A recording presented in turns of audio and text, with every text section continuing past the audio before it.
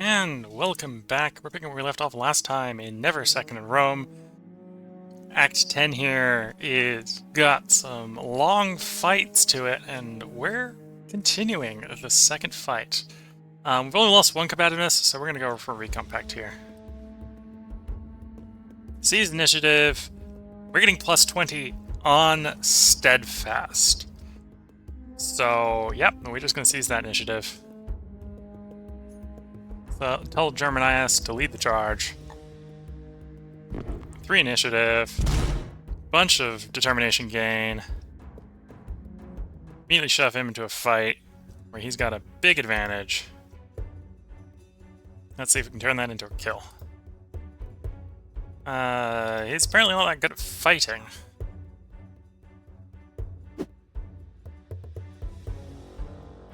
we're gonna have to chip away at the other guy's readiness.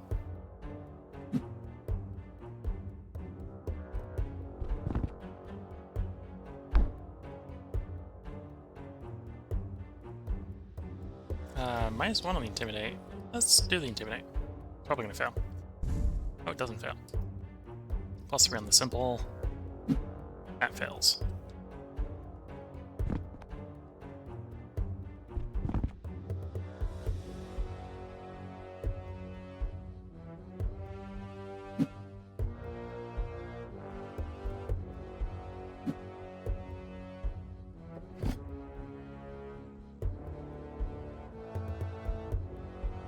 No, Simple.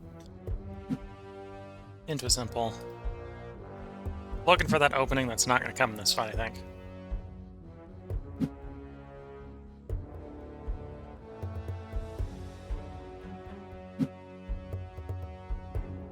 Last opportunity, try it anyway. Yeah.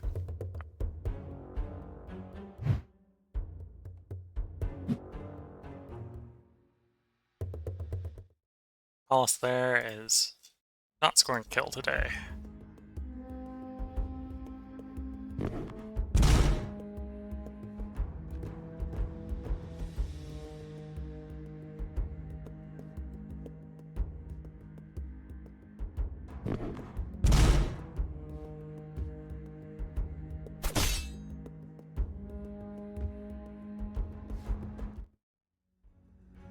Back in the fight. We're at the same fatigue level, so this is not a particularly great place for Paulus.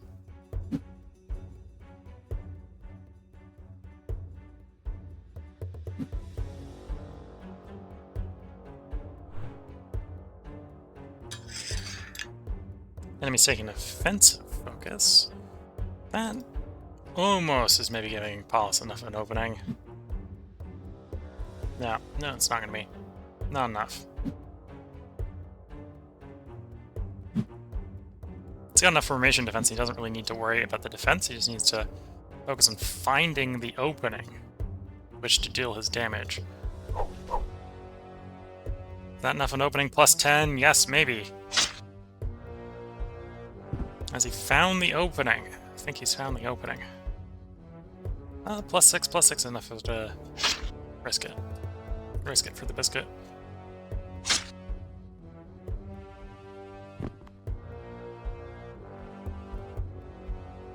+2.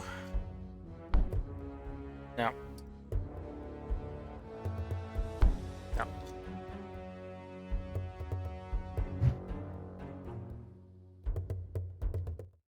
Crushing victory, nonetheless.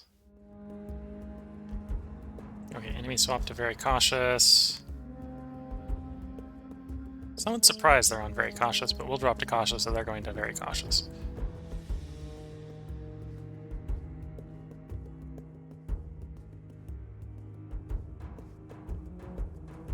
Back up the Steadfast, we'll meet them there. Successfully keeping the initiative, punishing them for it.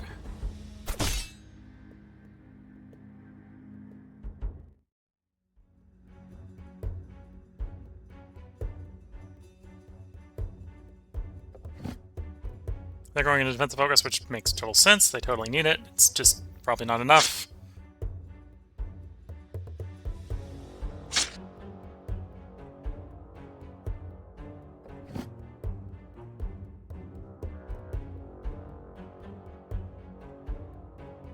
Just confirm the kill, please.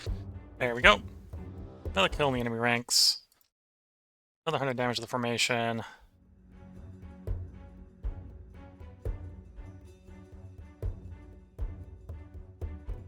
-1. We want a little bit better than -1. Mislead here might have given it to us. No. Not enough.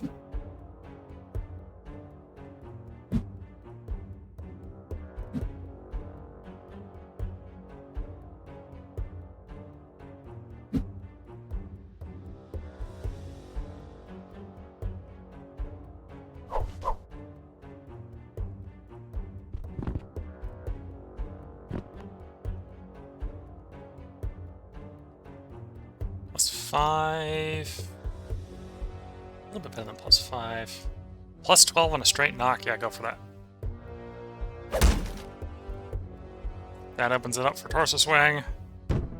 Hard pressed. Going for the rebound focus, so they're recognizing they're in a bad spot. Torso swing. Darn. Headshot. Darn.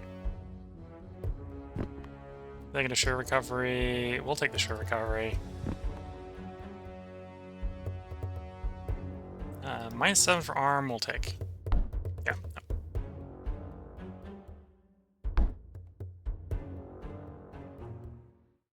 Want us victory, but we want kills.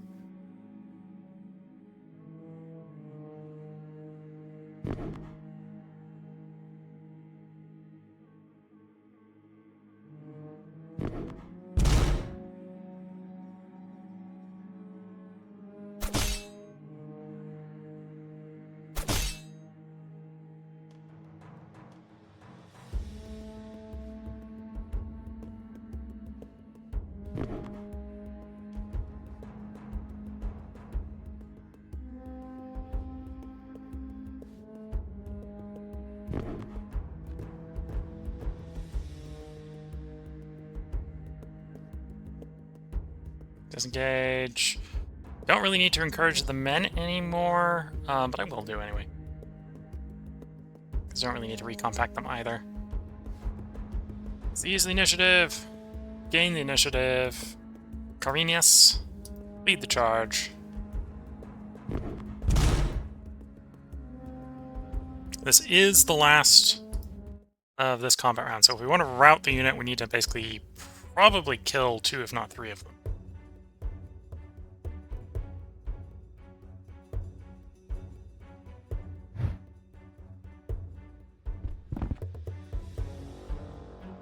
Oh, that guy just served himself up on the platter.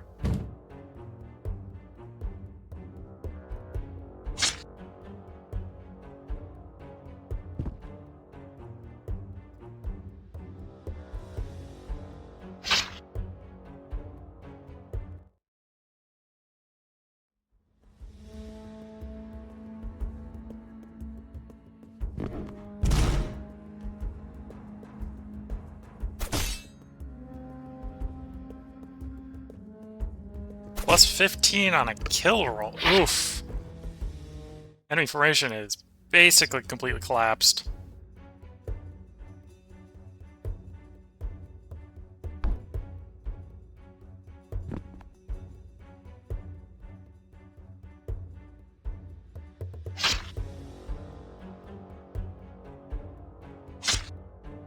There we go.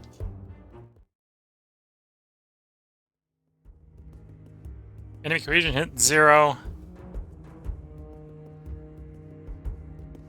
Cohesion of your enemy must be 1100 or less at the end of the fight, and we haven't hit the end of the fight. But that doesn't matter. We have been pivotal in routing the enemy formation. The enemy formation is running from the field. We have been awarded the gold Armorelli for the battle prowess, the gold Torque for battle prowess. Gabini has received the silver Armali for battle prowess, and Paulus has received the bronze Armali for battle prowess. We have routed the Balgay Axemen. Stop to catch your breath. Up ahead. More gals are ready to fight.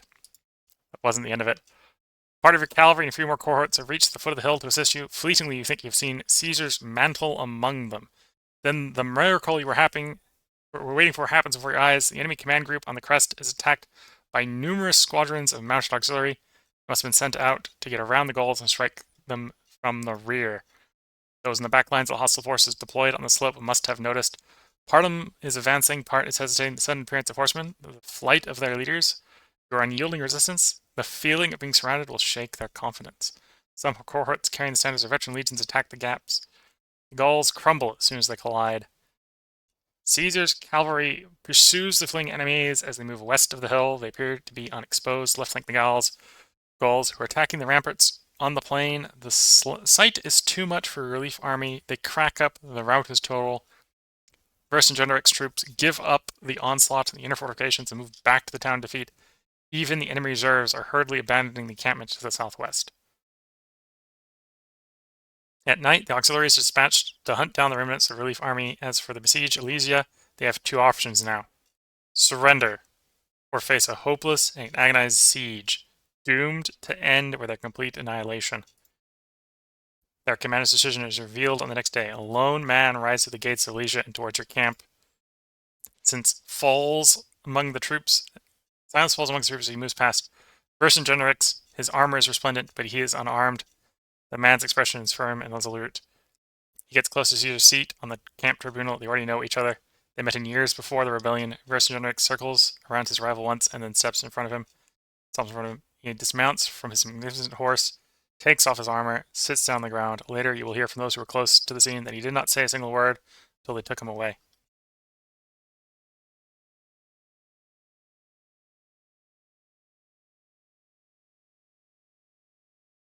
We cannot help but admire the man. Yeah, humanity integritas assumed full responsibility for the defeat, and he chose to bear the brunt, like any leader worthy of the name should do. Self-sacrifice of the king is beneficial to the Nervi. Caesar pardons those who have been made prisoners and returns them to their families. The Aduini, Longobardo's brothers and friends of the Romani people, are granted the same benevolent treatment. The warriors of the other tribes, on the other hand, are met a grievous fate. All of them are sold as slaves. The proconsul bestows the colossal earnings upon the army. And like the Arduini and the Arvini and the most influential tribes in Central Gallia, Caesar knows that show clemency will make it easier for him to re-establish good relations with them and the whole region. Lingering fatigue is great ruse for everyone, barring the effects of strain. You have kept the vow you made before the battle, plus 300 religion.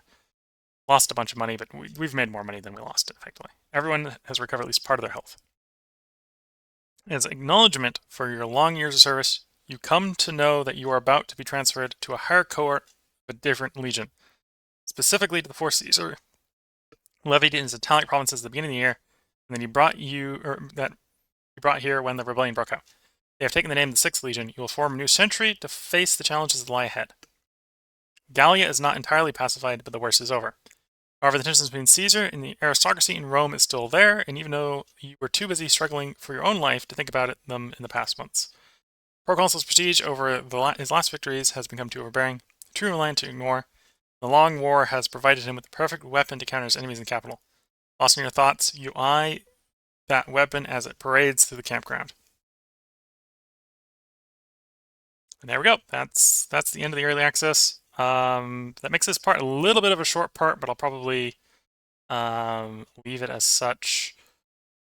Let's talk about, I think that last part. Yeah, in that last part, I got, I think, 4 different achievements, which was win a pair of golden chooks, win a pair of golden armorelli. That was the first time I routed a non-flanked enemy formation, and we also, in that last battle, dedicated the final altar to all the available deities, so we managed to dedicate altars to all available deities in one game. So with that, we're gonna close and go back to the main menu.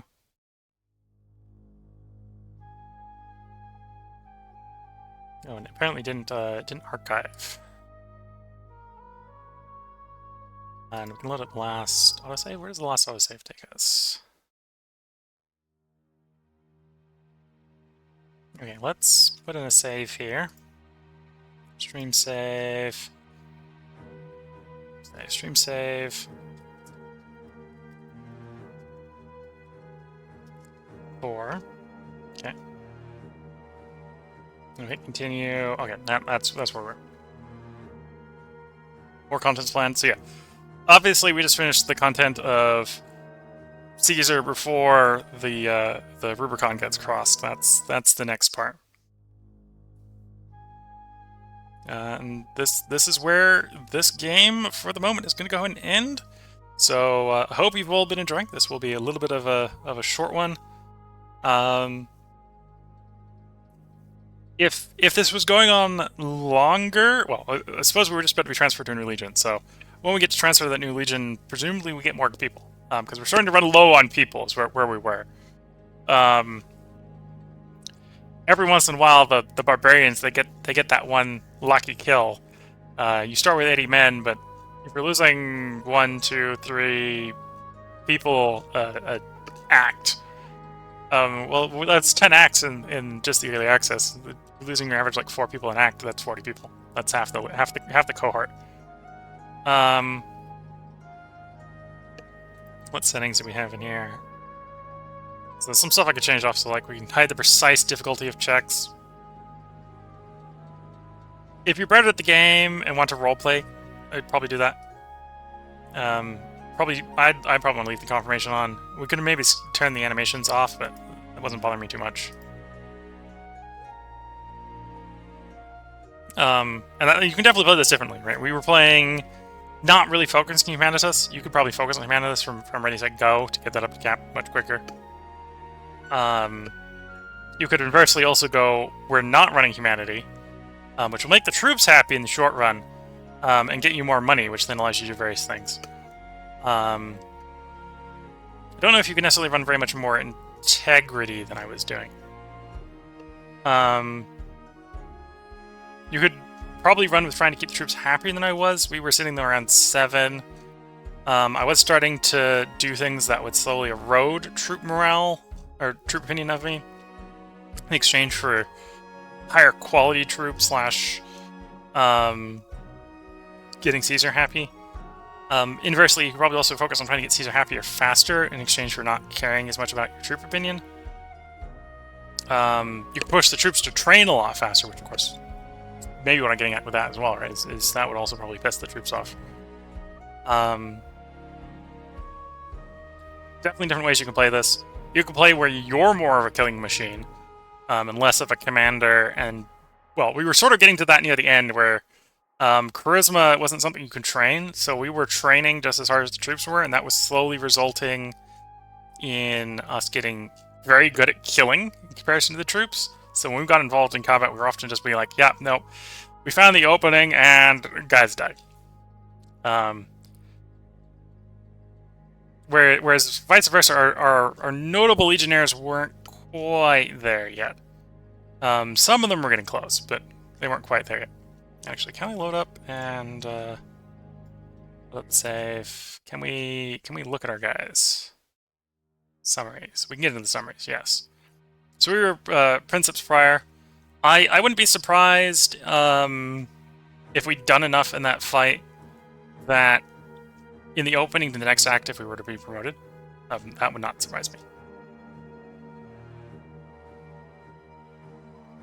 Reputation-wise, we're getting close to getting up to Caesar Opinion 5, so you could definitely push that harder and get Caesar Opinion up faster.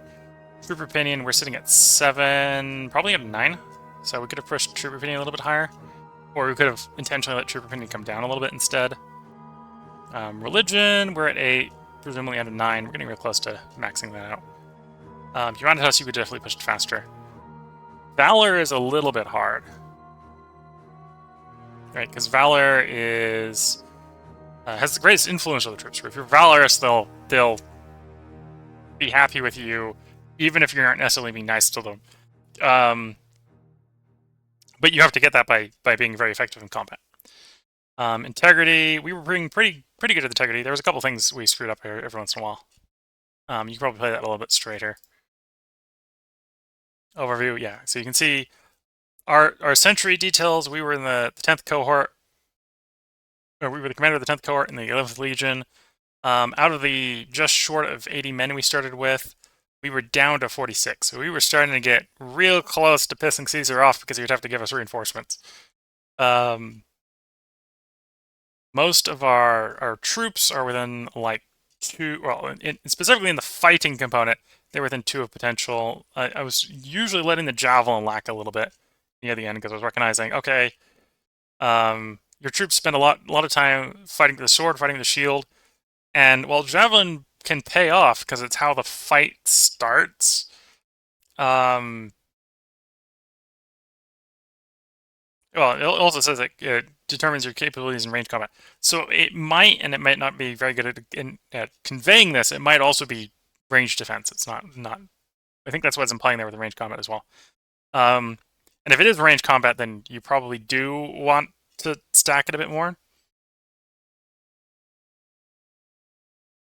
Yeah. So sword and shield influence just modify in formation combat. And also, I suppose whenever you make a notable person based off of them, they are derivative of the stat, right? And then discipline, arguably the most important for fighting in combat, not necessarily for fighting for these guys. These guys don't necessarily benefit as much from discipline. In fact, you can see they don't have a discipline stat per se. So it might. Nope. Oh no, they have a discipline stat. And individual is of consequence, but it's used in some combat calculations. It can be useful in other circumstances. Oh, staff improvements. So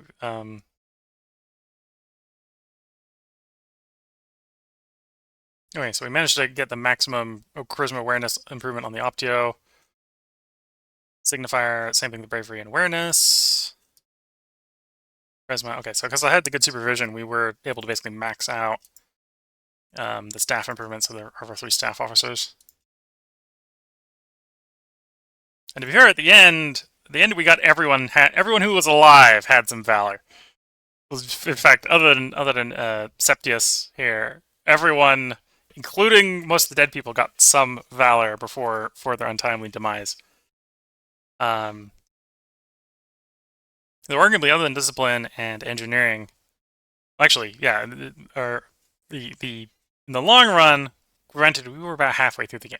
In the long run, our guys weren't up to averages, right? They were getting close to like 50s, which is where the stats you can see sit base. And maybe that's the thing early on that I should have focused on, is instead of trying to maintain stats, I should have focused more on buffing the skills, right? And then once you get really close with them, you flip flop. You focus on the skills and less on the stats, or less on the skills and more on the stats.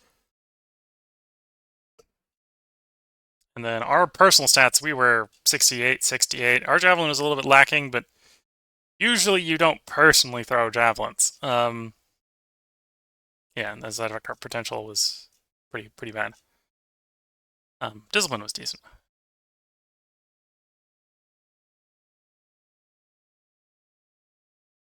Yep, so I think that is the overview of how things went. Inventory-wise, still a little bit disappointed that I'm not sure if you can't. As far as I can tell, you can't change the equipment of your notable legionaries. You can only change your own. So their equipment never really improves.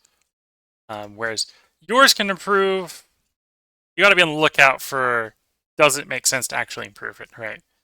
A lot of times we were sort of like, we pop into the thing, it's like, is this worth improving now? Is this worth improving now? Is this worth improving? It's like, oh, well, it does one more damage. The biggest improvement we got is for intimidating. We buffed our appearance a bit, so we're a little bit better at doing intimidation. And also, I think we got a couple of reductions in penalties associated with the gear, right? So our greaves are providing one less penalty than it normally would.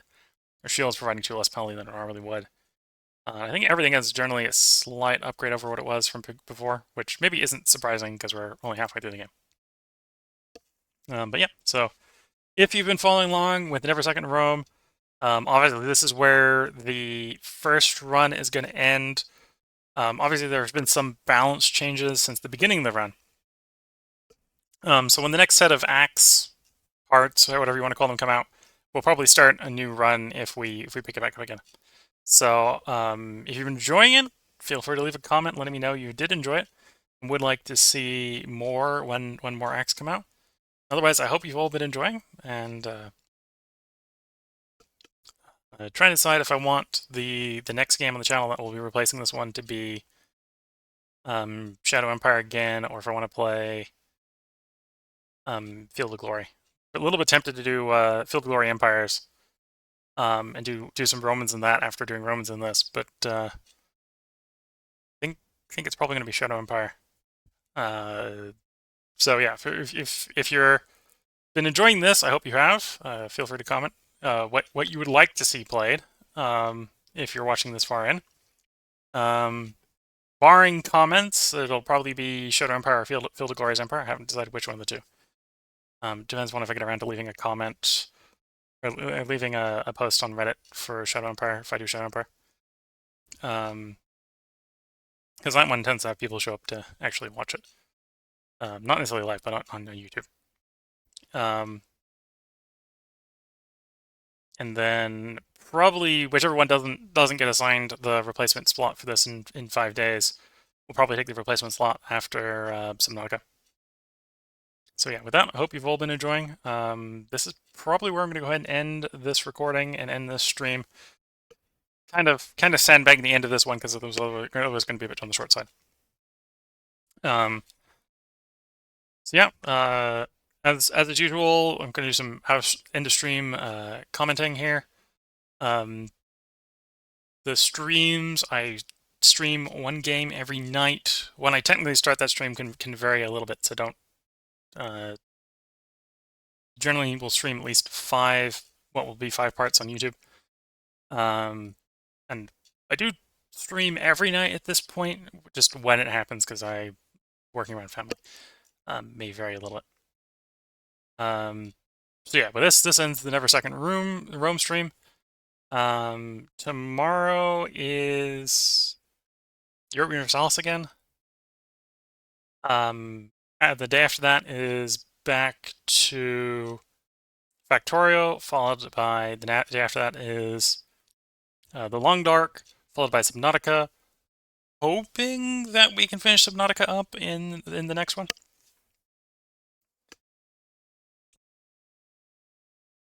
A little bit of spoilage of where things were should put me in the right direction in the next attempt of Subnautica.